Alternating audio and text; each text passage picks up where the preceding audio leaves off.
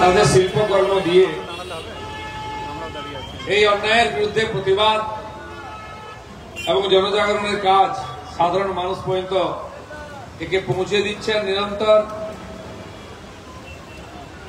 আজকেও এই যে দুর্যোগ লাগাতার গতকাল থেকে চলছে, তার মধ্যে আমাদের ধর্ণা চলেছে।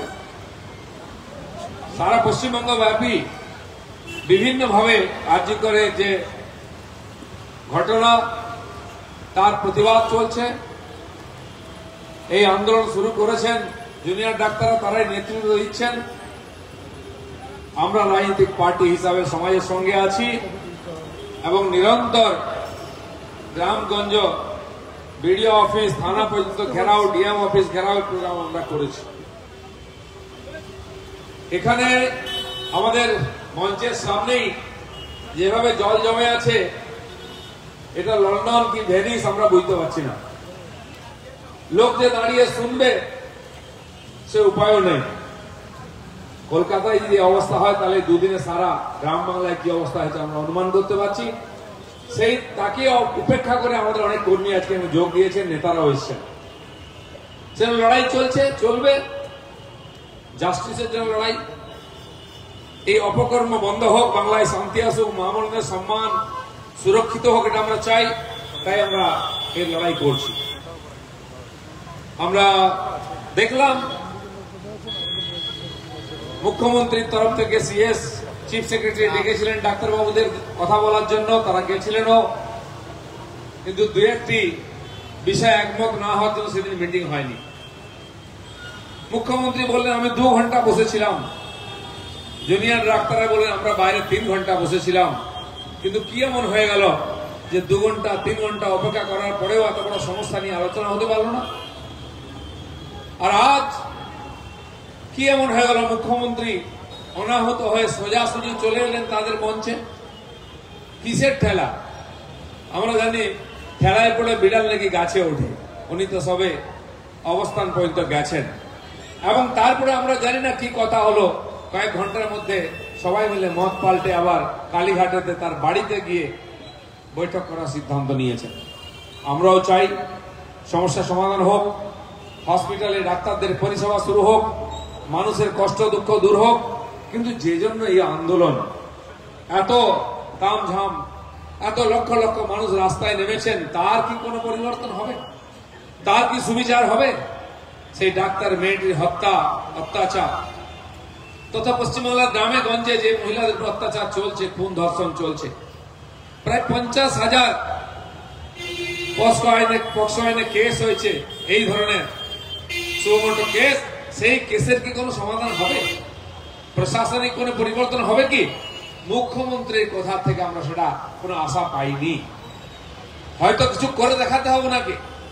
সুপ্রিম কোর্টে কেস চলছে, কপিল সিব্বল দাঁড়িয়ে যখন ওখানে জয় সাহেবের সঙ্গে দাঁড়াবেন, তখন হয়তো জিজ্ঞেস হবে রাজ্য সরকার কি করছে। উনি বলবেন দেখুন মুখ্যমন্ত্রীর মাথায় বৃষ্টি নিয়ে গিয়ে ধর্ণা মঞ্চে পৌঁছেছেন, ডাক্তারদের বাড়িতে ডেকে চা খাইয়েছেন, কিন্তু কি হবে রেজাল্ট সেটার দিকে আমরা তাকিয়ে। আচ্ছা, মুখ্যমন্ত্রীর কি এমন ঠেলা ছিল এর বৃষ্টির মধ্যে ছুটে চলে গেছিলেন ধর্ণা মঞ্চে? আমার মনে পড়ছে 3-4 বছর আগে যখন সেই আমফান শুরু হয়েছিল, সেই দিন ঠিক এরকম আবহাওয়া ছিল, বৃষ্টি ছিল সন্ধ্যাবেলা।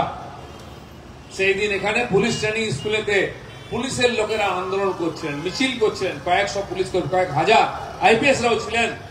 ঠিক এরকম বৃষ্টি মাথায় নিয়ে রাত 11টার সময় মমতা ব্যানার্জি পিটিএস এ পৌঁছেছিলেন, তাদের সামনে দাঁড়িয়েছিলেন এবং এই ধরনের সমস্ত আশ্বাস দিয়েছিলেন, প্রতিশ্রুতি দিয়েছিলেন।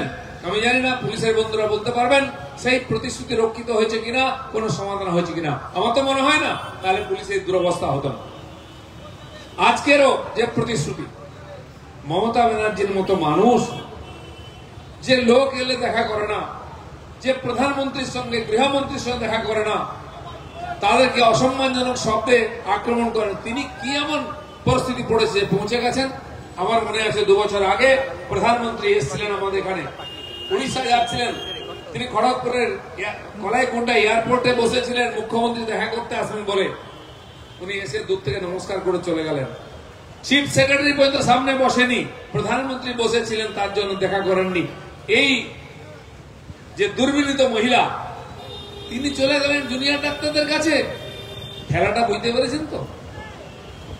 একজন আবার বলেছে, উনি যে ভাষণ দিলেন 9 মিনিট 26 সেকেন্ড, কি বলেছেন উনি? শেষে যেটা বললেন অশ্বডিম্ব, উনি কিছুই করতে পারবেন না, কারণ উনি একা কিছু করেন না।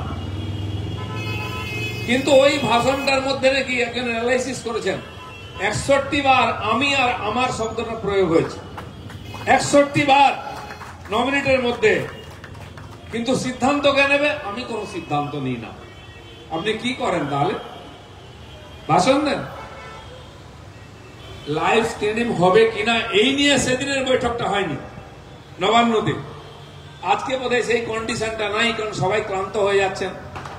অবশ্যই মিটিং করুন, চেপে ধরুন, দাবি আদায় করুন, কিন্তু আমি ডাক্তারবাবুদের বলবো এই মহিলা এত সহজে দমবার পাত্রী নন। এখানে আমাদের শিল্পীরা এসে অনেকে অভিনয় করেন, তারা ক্যামেরার সামনে করেন, কেউ থিয়েটারে করেন, কেউ যাত্রার মঞ্চ থেকে করেন, কিন্তু ইনি চৌরাস্তায় নাটক করেন। সেই জন্য উনাকে বিশ্বাস করবেন না। যাকে বিশ্বাস করুন পৃথিবীতে, মমতা ব্যানার্জিকে বিশ্বাস করেছে তো ডুবেছে। বহু লোক টিএমসি ছেড়ে পালিয়ে এসছেন, তার কথায় গিয়েছিলেন অনেকে। সেই জন্য আমরা তাকিয়ে আছি, কারণ এই ধরনের বহু আন্দোলনকে অন্য পথে চালিয়ে দেওয়া হচ্ছে। এখানেও চেষ্টা হচ্ছে। নেপোয়তে দই মেরে নিয়ে চলে গেছে। দিল্লিতে আমরা দেখেছি একজন খুব চতুর নেতা, এখন মুখ্যমন্ত্রী, আন্না হাজারের মতো একজন সর্বত্যাগী সমাজসেবীকে টুপি পরিয়ে মুখ্যমন্ত্রী হয়ে গেল। ঠিক এখানেও এই যে আন্দোলন একটা রেপ বা মার্ডারের জন্য নয়, পশ্চিমবাংলায় কোনায় কোনায় এই ধরনের ঘটনা ঘটছে। আমি বললাম 50,000 কেস আছে, একটাতেও আমি জানি না চার্জশিট হয়েছে কিনা, একজনের সাজা হয়নি, জেল হয়নি, ফাঁসি হয়নি। এটাতে এত সহজে হবে আমরা আশা করছি না। সেই জন্য সমস্ত আপামর জনসাধারণ আন্দোলনে নেমেছে। আজকেও আবার রাত জাগার ডাক দেওয়া হয়েছে। 1 মাস আগে 14 তারিখ আগস্টে ঠিক রাত দখলের ডাক দেওয়া হয়েছিল। লক্ষ লক্ষ মানুষ রাস্তায় নেমেছিলেন, কারণ সবাই চাইছে প্রতিবাদ করতে একটা প্ল্যাটফর্ম চাই। সেটা পেয়েছেন। আমার মনে হয় আজকেও দুর্যোগ মাথায় নিয়ে অনেক লোক রাস্তায় নামবেন। যদি না নামতে পারেন, বাড়ি থেকে আপনি প্রদীপ জ্বালান, দীপক জ্বালান, ঘন্টা বাজান, শঙ্খ বাজান, আপনি দেখান যে আপনি আন্দোলনের সঙ্গে আছেন। আমার মনে আছে 3 বছর আগে মাননীয় প্রধানমন্ত্রী যখন ভারতবর্ষে তথা বিশ্বে মহামারী এসেছিল, করোনা মহামারী, তার বিরুদ্ধে লড়াই করার জন্য দেশকে আহ্বান করেছিলেন। শঙ্করধ্বনি, ঘণ্টার ধ্বনি, দীপক জ্বালাবার জন্য বলেছিলেন। তখন অনেকে হেসেছিল, কিন্তু প্রধানমন্ত্রী মোদীজির আহ্বানে সারা দেশে কোটি কোটি লোক নিজের বাড়িতে শঙ্করধ্বনি, ঘণ্টার ধ্বনি করেছিল, নিজের বাড়িতে প্রদীপ জ্বালিয়েছিল। সেই পরম্পরাটা আজকে চলেছে। মানুষ নিজের প্রতিবাদের ভাষাকে পাল্টে নিয়েছেন। আজকেও হবে, কারণ যতক্ষণ না জাস্টিস হচ্ছে, যতক্ষণ না দোষীরা সাজা পাচ্ছে, আন্দোলন চলবে। হতে পারে কেউ আহ্বান করছেন দুর্গাপূজার কথা বন্ধ করে দিচ্ছেন। দুর্গাপূজা বন্ধ হবে না, দুর্গাপূজা হবে। পূজা হবে, উৎসব হবে না। আমরা দুর্গাপূজাকে দুর্গোৎসবে পরিণত করেছি, কমিউনিস্টরাই করেছে। আবার দুর্গাপূজায় ফিরে আসুন। দুর্গোৎসব আমরা করব না। কারো বাড়িতে যদি মেয়ের অপঘাতে মৃত্যু হয়, সে বাড়িতে 1 বছর ধরে কালা ঔষধ চলে। পুজো হয় না, কোন পবিত্র অনুষ্ঠান, শান্তি হয় না, যজ্ঞ হয় না, বিবাহাদি হয় না, কোন পূজা অনুষ্ঠান হয় না, কারণ তার ফল পাওয়া যায় না। আমাদের প্রত্যেকের বাড়ির মেয়েকে হত্যা করা হয়েছে। তাই পুজো খালি মা যেহেতু আসবেন, তার বোধন হবে। শ্রদ্ধা ভক্তি করে উপবাস করে পুজো করে মায়ের কাছ থেকে আশীর্বাদ চান, যেন এই রাক্ষসী শক্তি ধ্বংস হয়। যে করোনার বিরুদ্ধে লড়াই করার জন্য নরেন্দ্র মোদী আহ্বান করেছিলেন, আজ পশ্চিমবাংলায় এই যে সামাজিক ব্যাধি, ধর্ষণ আর খুন, এটা করোনার চেয়েও তো ভয়ঙ্কর রূপ নিয়ে এসছে। তার চেয়েও ভয়ঙ্কর, মানুষের রন্ধ্রে রন্ধ্রে, সমাজের রন্ধ্রে রন্ধ্রে ঢুকে গেছে। তাই তার বিরুদ্ধে লড়াই। যে মমতা ব্যানার্জি প্রধানমন্ত্রীকে বসিয়ে রাখেন, তিনি 2 ঘন্টা বসেছিলেন নবান্নের হলেতে একা, আসর সাজিয়ে, কেউ আসেনি। আমি স্যালুট করছি সেই জন্য এই জুনিয়র ডাক্তারদের। আপনারা কমপক্ষে দেখিয়ে দিয়েছেন এই অহংকারী মহিলা কাউকে ভয় দেখিয়ে কাজ করাতে পারবেন না। তারা জাননি দেখা করতে, এর দেমাগ ভেঙে দিয়েছে। মমতা ব্যানার্জি কি বলেছিলেন? ওরা বাচ্চা বাচ্চা ভাই বোনেরা, তারা বোঝে না। বোঝে না? আপনাকে এমনি ঘোল খাইয়েছে? আপনাকে ভালো করে বোঝে, হাড়ে হাড়ে চেনে। মমতা ব্যানার্জি জানেন না এই বাচ্চা বাচ্চা ডাক্তাররা আজকে ডিউটি করছেন না বলে আপনার স্বাস্থ্য বিভাগ ভেঙে পড়েছে। কয়েক হাজার ডাক্তার কর্মবিরতি করছেন, জুনিয়র ডাক্তাররা, তারা চাকরি করেন না, হাউস স্টাফ আছে, তারা যাচ্ছেন না বলে স্বাস্থ্য বিভাগ চরমরিয়ে গেছে। আপনি বলছেন বহু লোক, 7 লক্ষ লোক চিকিৎসা পায়নি, 29 জন মারা গেছে।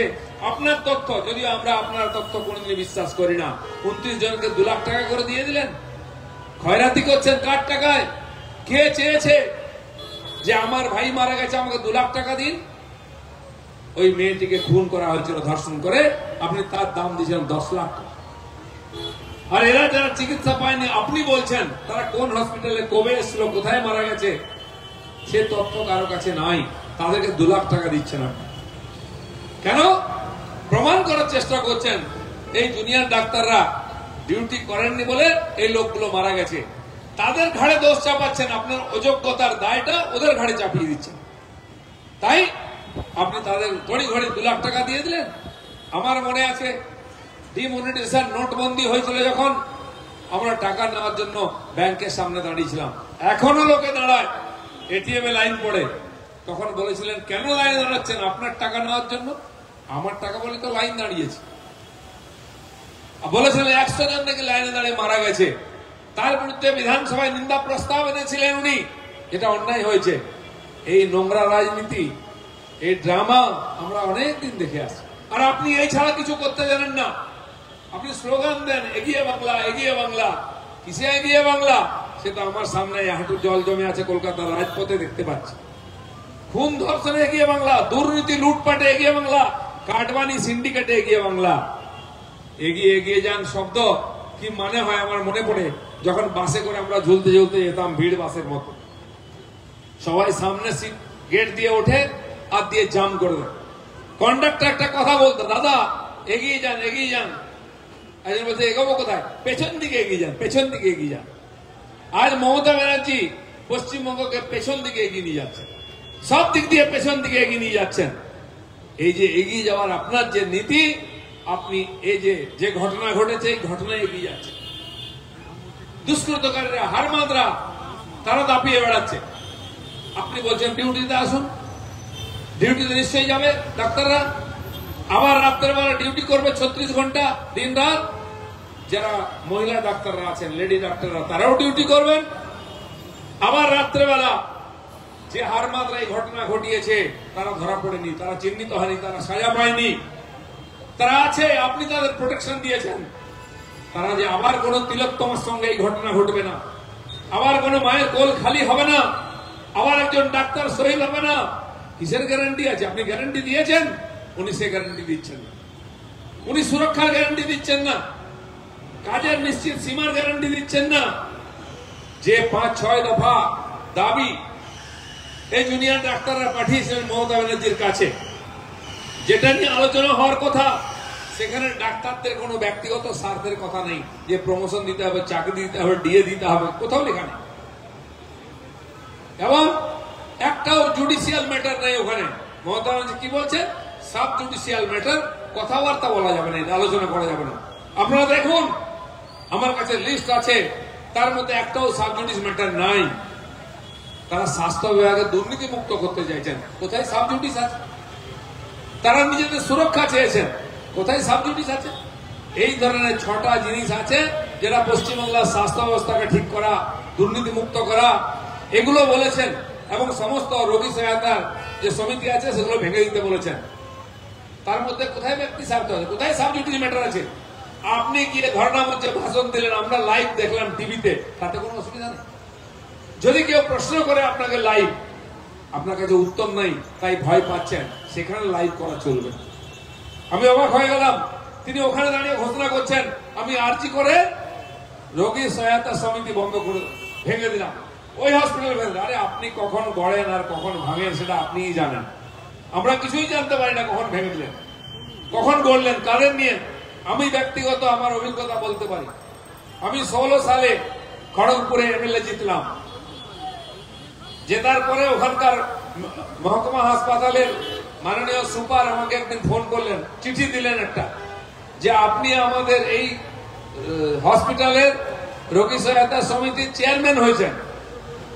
আপনি আসুন, আমরা আপনার সঙ্গে মিটিং করতে চাই। আমি বললাম ভাই আমি তো কোনদিন দাঁড়াইনি, আমাকে কে করলো চেয়ারম্যান? শুনলাম ওখানকার যিনি এমএলএ তিনি ওইখানকার চেয়ারম্যান হন। আমার আগে ওখানে শ্রদ্ধেয় নেতা জ্ঞান সিং সোহন পাল এমএলএ ছিলেন, তিনি চেয়ারম্যান ছিলেন যত বছর ছিলেন 50 বছর। আমি জিতলাম তো আমাকে করা হলো, ওনারাই ডেকেছেন। আমি গেলাম একবার দুবার, ওখানকার নার্স ওয়ার্কার ওখানকার ডক্টরদের সঙ্গে মিটিং করলাম, তাদের সুবিধা অসুবিধা ভালো মন্দ, বিল্ডিং ইনস্ট্রুমেন্ট, রোগী কত আছে কি অসুবিধা সব শুনলাম। আবার 1 মাস পরে বসলাম, কত না কি সুবিধা অসুবিধা কি হয়েছে আমি বিধানসভায় এসে বলেছি এই চলছে করলাম। যেই 3-4 মাস 6 মাস মিটিং করেছি এবং আরো একটা ওখানে হসপিটালে আমি চেয়ারম্যান ছিলাম, বাস হঠাৎ রাতারাতি শুনলাম কমিটি চেঞ্জ, আমি আর চেয়ারম্যান নাই এমএলএ। টিএমসি পার্টির কোন নেতা চেয়ারম্যান হয়েছে, কারণ চুরি টুরি বন্ধ হয়ে যাচ্ছিল, আমরা যা লুটপাট বন্ধ হয়ে যাচ্ছে, কত টাকা খরচা হচ্ছে, কত মাল কড়ি আসছে। আপনারা শুনেছেন আরজি করে প্রতি বছর 6-7 কোটি টাকা খালি বেড আর খাট গদি এইসব কেনাকাটায় যেত, রিজেক্ট হয়ে যেত, পেছনে দরজাতে বিক্রি হয়ে যেত। এক্সপায়ারি ওষুধ খালি এইসব যন্ত্রপাতি কেনার জন্য 6-7 কোটি টাকা কাটমানি পাওয়া যেত। বুঝতে পারছেন কোন স্তরে দুর্নীতি হচ্ছে, তাই আমাদেরকে রাখা হয়নি। তো আমাকে সরিয়ে, যেমন এমএলএ কে সরিয়ে ওখানে পার্টির তামেদার নেতাদের ডাকা হয়েছিল, এরকম সমস্ত তামেদার ঘুষখোর ধান্দাবাজ লোকেদেরকে সব জায়গায় রেখে দেওয়া হয়েছে সেই কমিটিগুলোতে। ফলেতে লুটপাট হচ্ছে, কোন রোগীরা সহায়তা পাচ্ছে না, কোন সুবিধা হচ্ছে না, পরিবেশ নাই, গুন্ডারা ওখানে দুর্নীতিগ্রস্তরা দাপিয়ে বেড়াচ্ছে, তারা ডাক্তারদের ধমকাচ্ছে, জুনিয়র ডাক্তারদের ধমকাচ্ছে, রুগীদের ধমকাচ্ছে। বেড পেতে গেলে পয়সা দিতে হয়, লাইনে থাকতে হয়, ডাক্তারের কাছে আউটডোর দেখাতে গেলে লাইন দিতে হয়, পয়সা দিতে হয়, না আপনি দেখাতে পারবেন না, সারাদিন বসে থাকবেন। আজ আপনি হঠাৎ একদিন ভেঙে দিলেন সব কমিটিগুলো। কাকে বানিয়েছিলেন? কি অথরিটি আছে? যে লোকগুলোকে দিয়ে আপনি বানিয়েছিলেন তারা কারা? কোন এমএলএ এমপি থাকতে পারে, কারণ এখন বিজেপির এমএলএ এমপিরা এসে গেছেন, তাদেরকে কমিটি চেয়ারম্যান করতে হবে, তখনই প্রশ্নের উত্তর দিতে হবে, চুরি বন্ধ হয়ে যাবে। তাই আপনি নিজের মতো তাবেদার দিয়ে বানাচ্ছেন, দলদাসদের দিয়ে বানাচ্ছেন, আবার ভেঙেও দিচ্ছেন। এই যে আপনি চালাচ্ছেন, এই চালানো, এই যে দুর্নীতি, এই বদমাইশি, এগুলো বন্ধ হওয়ার দরকার আছে। তাই সারা বাংলার লোক তার বিরুদ্ধে আন্দোলন করছে। আমরা আশা করব জুনিয়র ডাক্তাররা যারা যাচ্ছেন মমতা ব্যানার্জির সঙ্গে দেখা করতে, তারা তাদের নিজস্ব যে নীতি এবং দাবি তাতে অটল থাকবেন, যেন মাথা নত করে বেরিয়ে আসতে না হয়। তাহলে কিন্তু বাংলার মানুষ আপনাকে ক্ষমা করবে না, কারণ এটা শুধু ডাক্তারদের সমস্যা, একজন ডাক্তার মারা গেছে বলে নয়, একটা হসপিটালের সমস্যা নয়, এটা পুরো পশ্চিমবাংলার সমস্ত জায়গায়, সমস্ত বিভাগে, সব হসপিটাল, সব মেডিকেল কলেজ, সব ইউনিভার্সিটি, কলেজ, স্কুল, সব জায়গায় সমস্যা আছে। বিডিও অফিস, পঞ্চায়েত, জেলা পরিষদ, ডিএম অফিস, এসডিও অফিস, যেখানে যান এই দুর্নীতি, এই কাটমানি, এই অত্যাচার, এই ভয়ের পরিবেশ। সেখানে লিখেছেন ডাক্তাররা দাবিতে যে স্কুল, কলেজ এবং মেডিকেল কলেজেতে ভয়ের পরিবেশ বন্ধ করতে হবে, ভয় দেখানো বন্ধ করতে হবে। কারণ কিছু ওখানকার ডাক্তার, অ্যাডমিনিস্ট্রেটর আর কিছু বাইরের গুন্ডা মিলে ওখানে চমকে ভয় দেখিয়ে তাদের করতে বাধ্য করছে। এই জুনিয়র ডাক্তারদের কিছু বন্ধু আছে, তারা যারা সিনিয়র আছেন, যারা প্রফেসর আছেন, তাদেরকে চমকায়, আমার সুবিধা মতো পরীক্ষা নিতে হবে, প্র্যাকটিক্যালি আমাকে নম্বর বেশি দিতে হবে, নাহলে আপনাকে ট্রান্সফার করে দেবো।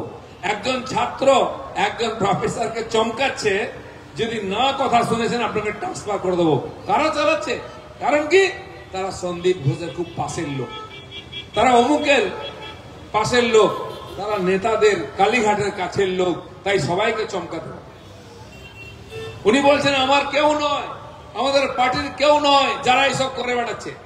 যদি কেউ অপরাধী থাকে তার সাজা হবে। বুঝুন, একটা জলজন্ত মেয়েকে খুন করা হলো, রেপ করা হলো, খুন করে ফেলে দেওয়া হলো। উনি বলছেন যদি কেউ অপরাধী হয়, ভূতে মেরে দিয়ে গেল ওকে, সে কি করে খুন হলো, তার সঙ্গে এই ব্যবহার কে করেছে? আপনার কোনো দায় নেই দোষীকে খুঁজে বার করার, তাকেও আড়াল করার চেষ্টা করছে। আর যারা এই কেসকে সবচেয়ে বেশি ক্ষতি করেছে, এভিডেন্স নষ্ট করেছে, ডেড বডি জ্বালিয়ে দিয়েছে, সেই বিনীত গোয়েল আর সন্দীপ ঘোষ, আপনি চেনেন না ওদেরকে? ওরা কেউ নয়, বলে ওরা প্রসেস থেকে এসছে, সিস্টেম থেকে। তাহলে আপনি প্রত্যেক বছর ওদেরকে জন্মদিনেতে অভিনন্দন বার্তা কেন পাঠাতেন, গ্রিটিংস পাঠাতেন? তার কপি দেখতে চান? সন্দীপ ঘোষকে, বিনীত গোয়েলকে প্রত্যেক বছর জন্মদিনে প্রধান মুখ্যমন্ত্রীর প্যাডেতে চিঠি যেত, অভিনন্দন, জন্মদিনের শুভেচ্ছা। আপনি চেনেন না কাউকে? কার কাছে চালাকি করছেন? মানুষ ধরে ফেলেছে, তাই আজকে আপনাকে রাস্তায় ঘুরতে হচ্ছে, তাই আপনাকে বসে থাকতে হয়েছে মিটিং এর জন্য। ডাক্তাররা যাচ্ছে না, আর কত নিচে নামবেন? আপনি সেদিন বললেন যে কেন এইসব করছেন, আসুন উৎসব করুন। বিনীত গোয়েলও পদত্যাগ করবে না, আমিও পদত্যাগ করবো না। কিন্তু দুদিনের মধ্যে মত পাল্টে গেল। আপনি সেদিন কেঁদে কেঁদে বলছেন দরকার হলে জনগণের স্বার্থে আমি পদত্যাগ করে দেবো, নাকি পদত্যাগ করবেন না। ভগবান না করুক, বেঁচে থেকে দেখুন, আপনি দেখুন কোথায় যায় আপনার পার্টি আর সরকার। তো আজকে না আপনি বলতে যাচ্ছেন আপনি পদত্যাগ করবেন জনগণের স্বার্থে। আচ্ছা, জনগণের স্বার্থে করছেন না আপনি, তাহলে কার স্বার্থে আছেন আপনি? যদি জনগণের স্বার্থের চেয়ে কোনো বড় স্বার্থ থাকে, এটা কি? ভাইপোর স্বার্থে, নাকি পার্টির স্বার্থে, না নিজের স্বার্থে? এমন চিপকে গেছেন চেয়ারে যে চেয়ার ছাড়তে পারছেন না। আবার লোককে দেখাচ্ছেন যে আমি জনগণের স্বার্থে ছেড়ে দেবো। যদি আপনার সামান্য মান সম্মান, মানবিকতা থাকে, মনুষ্যত্ব বোধ থাকে, আজকে আপনি চেয়ার ছাড়ুন, রিজাইন করুন। আপনি ছাড়বেন না, আমরাও জানি, ছাড়লে অনেক আগে ছেড়ে দিতেন। তো সেজন্য আজকে আপনি আবার নাটক করেছেন। আমি মুখ্যমন্ত্রী হিসাবে আসিনি, তো কি হিসাবে এসছেন? আমি দিদি হিসাবে এসছেন। আরে আপনি তো একদিন দিদি ছিলেন 15 বছর আগে। এখন আর কেউ দিদি বলে না আপনাকে। আপনি দিদি থেকে পিসি হলেন, পিসিমা থেকে ঠাম্মা হলেন, আবার সবার মা হয়ে গেলেন। আর কি হবেন? সব হয়ে গেছে, মা হয়ে গেছেন, আবার দিদি হয়ে যাচ্ছেন। আপনি যখন ফাঁপড়ে পড়ে যান তখন কিছুই থাকেন না, শুধু মহিলা হয়ে যান। আমি একজন মহিলা, আমার সঙ্গে এই করা হচ্ছে। তার ভাইরা বলে একজন মহিলার পেছনে লেগে গেছে। লোকের খেয়ে দিয়ে কাজ নেই, মহিলার পেছনে লাগবে? আপনারা তাকে মহিলা বানান, আপনারা দিদি বানান, পিসি বানান, ঠাকুমা বানান, আর কি কি বানাবেন? আপনার অনেক রূপ। আমরা এখানে দুর্গাপূজায় নবদুর্গা দেখি, আপনার যে কত রূপ আমরা জানি না এখন। এই ড্রামা করে করে আপনি চালিয়ে গেলেন 12-13 বছর। পশ্চিমবাংলায় কি দিলেন? শ্মশান বানিয়ে দিলেন, খুন আর ধর্ষণ, দুর্নীতি দিলেন। তাই মানুষ অব্যাহতি চাইছে এখান থেকে, তাই দুর্যোগ মাথায় করে লোকে আন্দোলন করছে, তাই রাত জেগে লোকে মোমবাতি জ্বালাচ্ছে। আমরাও এই হাঁটু জলের মধ্যে ধর্ণা দিতে বাধ্য হচ্ছি। তাই বন্ধুগণ, এই যে ধর্ণা, এই অবস্থান, এই আন্দোলন, এ কোনো ছোটখাটো ব্যাপার নিয়ে নয়, কারো ব্যক্তি স্বার্থে নয়, কোন রাজনৈতিক স্বার্থে নয়। পশ্চিমবাংলার সমাজকে এই কলঙ্ক মুক্ত করার জন্য, খুন ধর্ষণ থেকে বার করে নিয়ে আসার জন্য, দুর্নীতি, কাটমানি, লুটপাট বন্ধ করার জন্য মমতা ব্যানার্জির হাত থেকে বার করে নিয়ে এসে বাংলাকে সোনার বাংলা বানানো হচ্ছে। তাই সময় থাকতে আপনি অনেক সর্বনাশ করেছেন, এবার ক্ষান্ত দিন, সরে যান, ছেড়ে দিন, বাঁচতে দিন লোককে শান্তিতে। আমার তো আরো একটা চক্রান্তের গন্ধ আসছে নাকে। হঠাৎ পদত্যাগ মাথায় এলো কেন? কোন ডিল হয়নি তো? ও পিসি তুই চলে যা, নবান্ন ছেড়ে চলে যা। কেন? বাড়িতে ডিল হয়েছে, পিসি অনেকদিন হলো, আমরা কবে চান্স পাবো? তো এই সুযোগে পিসি সরে যাবেন, নতুন টিএমসি আসবে, নতুন নেতা আসবে, হাত বদল করে লোক ভাবলো যা ঝামেলাটা গেছে। ভুলে যাবেন না, এই চালাকিতে ফাঁসবেন না। আমি আপনাদের বলছি, মুখ্যমন্ত্রী পাল্টে গেলেও পাল্টাবে না, কারণ কুয়োর জলটাই নষ্ট হয়ে গেছে। বালতি পাল্টালে জল পাল্টাবে না। আপনি লোহার বালতিতে জল তুলছেন, বলছেন নোংরা জল, পোকা আসছে। রূপোর বালতিতে তুলুন, সেই পোকাই আসবে, জলটাই খারাপ। আবার সোনার বালতিতে তুলুন, সে একই ঘটনাই ঘটবে। সেই জন্য ভুলবেন না ভবি এত সহজে। মমতা ব্যানার্জির চালাকিতে পড়বেন না। উনি একটা মিটিং করার জন্য চিফ সেক্রেটারি দিয়ে ডাকছেন, নিজে ডাকাচ্ছেন, নিজে চলে যাচ্ছেন ধর্ণা মঞ্চে, শেষ পর্যন্ত বাড়িতে নিয়ে গেছেন। বাচ্চা ছেলে মেয়েদেরকে লজেন্স খালিয়ে ভুলিয়ে না দেন, আমরা সতর্ক আছি। যেহেতু অরাজনৈতিক আন্দোলন চলছে, যেহেতু আরজিকর থেকে শুরু হয়েছে, ডাক্তাররা নেতৃত্ব দিচ্ছেন, আমরা আমাদের সীমার মধ্যে আছি। আমরা মানুষের কাছে দায়বদ্ধ প্রধান বিরোধী দল হিসাবে। যদি এই অরাজনৈতিক আন্দোলন অসফল হয়, যদি এর সমাধান না হয়, ভারতীয় জনতা পার্টি যেমন শুরু করেছিল বাংলা বন্ধ দিয়ে, থানা ঘেরাও করেছি, বিডিও ঘেরাও করেছি, ডিএম ঘেরাও করেছি, আমরা আরো জোরদার আন্দোলন করব। আমরা দায়বদ্ধ, লোক আমাদের ভোট দেয়। যারা খালি নিজের চাকরির জন্য বা ওখানকার পরিবেশের জন্য আন্দোলন করছে, তাদের সীমা থাকতে পারে, আমাদের সীমা নাই। আজ পশ্চিমবাংলার মান সম্মান, পশ্চিমবাংলার শিক্ষা, স্বার্থ, অর্থ সমস্ত ধ্বংসের মুখে পড়েছে, আমরা চুপ করে বসতে পারি না। তাই আমাদের চলছে শান্তিপূর্ণ ধর্ণা দিয়ে আমরা আন্দোলন চালাচ্ছি, চলতে থাকবে। পরিস্থিতি প্রয়োজনে জঙ্গি আন্দোলন হবে, রাস্তায় ভয়ঙ্কর আন্দোলন হবে। এই কথা বলে সবাইকে ধন্যবাদ। ভারত মাতা কি।